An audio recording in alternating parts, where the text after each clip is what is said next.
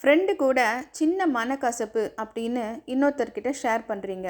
வாய் வார்த்தையில் முடிய வேண்டிய பிரச்சனை கை கலப்பில் போய் முடியும். வாழ்க்கை துணையோட சண்டை போட்டுட்டேன்னு உங்கள் ஃப்ரெண்டு கிட்ட சொல்கிறீங்க. அடுத்த நிமிஷம் விவாகரத்து வேணும்னு கோர்ட்டில் போய் நிற்கிறீங்க. நீங்கள் வாழ்க்கையில் இப்படியெல்லாம் ஆகணும் அப்படின்னு நினச்சிருப்பீங்க.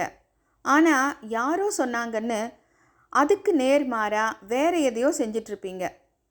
நான் வாழ்க்கையில் போராடும் போதெல்லாம் அதை யார்கிட்டையாவது ஷேர் பண்ணணும்னு நினச்சா என்ன குழப்பி எனக்கு தேவையில்லாத எனக்கு ஒத்து வராத முடிவுகளை எடுக்கிறவங்க கிட்ட நிச்சயமாக ஷேர் பண்ண மாட்டேன்.